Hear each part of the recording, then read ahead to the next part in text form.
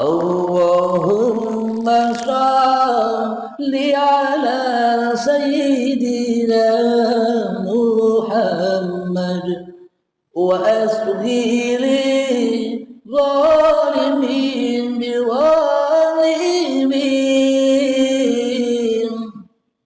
wa akhrijna min bainihim salimin wa ala alihi wa sahbihi ajma'in. Assalamualaikum warahmatullahi wabarakatuh. Bismillahirrahmanirrahim. Ashhadu an la ilaha illallah wa ashhadu anna Muhammadur Rasulullah. Allahumma salli ala sayyidina Muhammad wa ala ali sayyidina Muhammad. Rabbi shrah li sadri wa yassir li amri wahlul 'uqdatam min lisani yafqahu qawli. Amin. Bismillahirrahmanirrahim. Saat ini kami mencoba mengkaji kalimat thayyibah Astaghfirullahalazim, astaghfirullahalazim, astaghfirullahalazim. Kalimat taubat yang artinya aku mohon ampun kepada Allah, Zat yang Maha Agung. Bismillahirrahmanirrahim. Kita ketahui bersama manusia memang perlu dengan logika. Apa-apa yang dipikirkan, diangan-angankan pasti mencari logikanya gimana. Astaghfirullahalazim. Coba kita hayati, coba kita tafakuri. Seumpama diri saya punya kesalahan kepada diri Anda, apakah kira-kira cukup saya memohon maaf tanpa ketemu dengan Anda? Apakah sah permohonan maaf saya kepada Anda tanpa saya menghadap kepada Anda untuk memohon maaf? Itu logikanya demikian. Sama halnya kepada Allah. Bagaimana mungkin hanya dengan istighfar saja kita bisa diampuni oleh Allah yang Maha Agung, sedang di dalam diri kita yang wujud, yang masih merasa membaca istighfar, diri kita sendiri yang berkuasa membaca istighfar. Meskipun kata maaf itu kita lantunkan 1.000.000 kalimat, akan tetapi kita belum menghadap kepada siapa kita memohon ampunan, memohon maaf. Apakah bisa kita termaafkan? Apakah bisa kita terampuni? Sedang kita belum kenal kepada siapa kita memohon ampunan. Logikanya demikian. Kesalahan kita selama ini, apa sih makna kesalahan itu? Apa sih makna dosa itu di sisi Allah? Kesalahan atau dosa pada intinya di sisi Allah itu hanya ketika manusia mensekutukan Tuhannya, hanya ketika manusia mensekutukan Allah dengan diri manusianya. itulah dosa yang terbesar. Jadi selama kita mensekutukan Allah dengan diri kita, meskipun kita baca istighfar sejuta kali banyaknya, maka akan tetaplah sama. Maka tak akan terampuni dosa-dosa kita. Karena selama ini yang merasa berkuasa membaca istighfarnya masih hambanya. Karena hambanya masih belum suci hatinya. Hatinya belum suci dari kewujudan diri manusianya. Hawa nafsunya tidak bersujud kembali kepada Adam. Jadi hawa nafsunya masih belum ridho, belum rela bahwa dirinya Adam, tiada, yang wujud hanya Allah.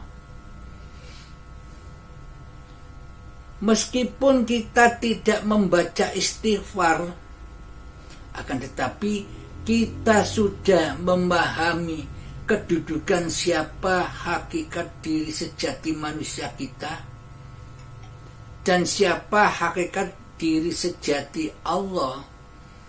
Itulah hakikat istighfar. Maka sudah terampunilah segala dosa-dosa, yakni hati kembali suci, bersih dan fitrah, seperti halnya ketika kita masih bayi. Kenapa bayi itu disebut suci oleh Allah? Karena saat bayi kita belum ada, kita masih Adam, belum ada goib di dalam bayi tersebut. Maka dari itu bayi disebut suci, karena yang ada hanya Allah, hayatullah. Maka itulah kenapa disebut suci, karena yang hidup pada bayi serta bayi itu ciptaan Sang Maha Suci. Jadi ketika bayi masih suci dari manusianya, karena manusianya belum lahir. Kapankah manusia itu lahir? Ketika manusia mulai memakan buah khuldi, yakni buah pengakuan dirinya, yakni hidup telah diaku-akuinya seketika datang detik-detik akil balik. Ketika kita masih duduk di bangku TK, kita mulai mengerti, mengenal hidup, mengenal badan, dan mengenal dunia. Sehingga di sana teraku-akuilah bahwa hidup ini hidup manusiaku, badan ini badan manusiaku, dan seluruh apa yang dimiliki menjadi diaku-akui sebagai milik kita. Disitulah kita mulai terlahir, yakni terlahirnya manusia bareng bersamaan dengan kelahiran masa-masa jahiliyah, yakni zaman kebodohan, ketika manusia masih buta, belum mengenal Tuhannya. Itulah yang disebut alam kematian di sisi Allah. Karena waktu itu sejak akil balik sampai setua ini, manusia hanya yang disaksikan yang mati, yakni menyaksikan diri manusianya dan dunia. Karena diri badan manusia dan dunia ini adalah fana, yakni mati. Jadi yang disaksikan hanyalah yang mati. Itulah makna kematian di sisi Allah. Mati hatinya, mati jiwanya. Maka dari itu bertaubatlah kepada Allah atas seluruh kesalahan-kesalahan kita, atas seluruh dosa-dosa kita sejak akil balai hingga setua ini. Memang bagi syariat, memang bagi kebanyakan orang cukup dengan membaca Astaghfirullahaladzim, Astaghfirullahaladzim, Astaghfirullahaladzim. Memang tidak ada salahnya, karena makomnya ya masih makom syariat. Jadi harus membaca Astaghfirullahaladzim, menurutnya sudah terampuni. Akan tetapi kita bisa menyatakan apakah kita diampuni atau belum oleh Allah dengan cara kita mengenal dulu siapa Zat yang Maha Pengampun itu, Zat yang Maha Agung itu. Ketika di dalam diri kita yang Maha Agung masih manusianya yang wujud, maka tak akan terampunilah dosa-dosa. Karena selama ini kita masih ingkar, masih kufur kepada Allah. Maka pahamilah siapa yang Maha Pengampun itu dulu. Siapakah Sang Maha Pengampun itu? Dialah Allahu la ilaha illa huwal hayyul qayyum. Dialah Allah. Tiada ilah, tiada Tuhan yang berhak disembah kecuali Dialah hidup yang kekal lagi terus menerus. Jadi selama kita masih mengakui bahwa hidup ini hidup manusia kita, selamanya kita mengingkari Allah. Selamanya kita mensekutukan hayatullah dengan hidup manusia kita. Berarti selama ini kita masih menduakan Allah.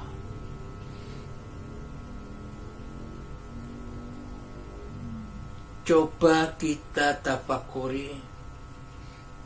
Seumpama hidup ini hidupnya manusia kita, maka tak mungkin kita bisa mati. Maka kita akan hidup terus menerus. Apa buktinya kita tak punya sifat hidup? Buktinya kita mati. Akan tetapi hidup tak akan pernah mati. Hidup tetaplah hidup terus menerus. Ketika badan kita sudah mati, maka hidup akan terus menerus. Hidup yang ada di anak-anak kita, hidup yang ada di cucu-cucu kita, hidup yang ada di cicit-cicit kita, hidup yang ada pada manusia yang akan datang. Hidup inilah Zatullah. Dengan apa kita bertaubat kepada Allah? Kita bertaubat kepada Allah hanya man arafa nafsahu faqad arafa rabbahu. Barang siapa mengenali hakikat diri sejatinya, sejati manusianya yang tak wujud, yang tak ada, yang tak hidup, yang tak berkuasa, maka nyatalah Allah yang wujud, yang hidup, yang berkuasa itu Allah. Ketika kita sudah mengiktiqadkan pada hati bahwa hidup ini Allah, ini babakan hati, jangan sampai keluar dari hati. Tetapkanlah, masukkanlah dalam hati, pendam dalam-dalam di dalam hati kita bahwa hidup ini Allah. Itulah taubat. Jadi taubat, makna taubat sebenarnya itu adalah mempersembahkan kembali seluruh sifat-sifat Allah yang selama ini kita jadikan sifat-sifat manusia kita. Jadi kembalinya kekuasaan kepada Allah, kembalinya kewujudan manusianya kepada wujudnya Allah, kembali pendengarannya manusianya kepada pendengarannya Allah, kembalinya penglihatan manusianya kembali kepada penglihatan Allah. Itulah makna hakikat taubat. Pada intinya taubat itu adalah manusianya sudah pensiun jadi Tuhan. Selama ini kan manusianya yang jadi Tuhan. Allah kita gaibkan, Allah kita tiadakan di hati kita. Mana mungkin kita bisa bertaubat kepada Allah selagi kita masih menjadi penguasanya hati. Dengan cara mempersembahkan kembali penguasa hati ini miliknya Allah, kita persembahkan, kita abdikan kembali hanya kepada Allah lah sang pemilik kerajaan hati ini. Maka itulah makna taubat yang sebenarnya di sisi Allah. Ketika iblis dan setannya dipaksa bersujud kepada Adam, itulah taubat. Ketika iblis, setan, hawa nafsu ini sudah berpasrah diri kembali kepada Adamnya, yakni sifat ketiadaannya, yakni yang ada hanya Allah, la maujudan illallah. Itulah hakikat taubat di sisi Allah.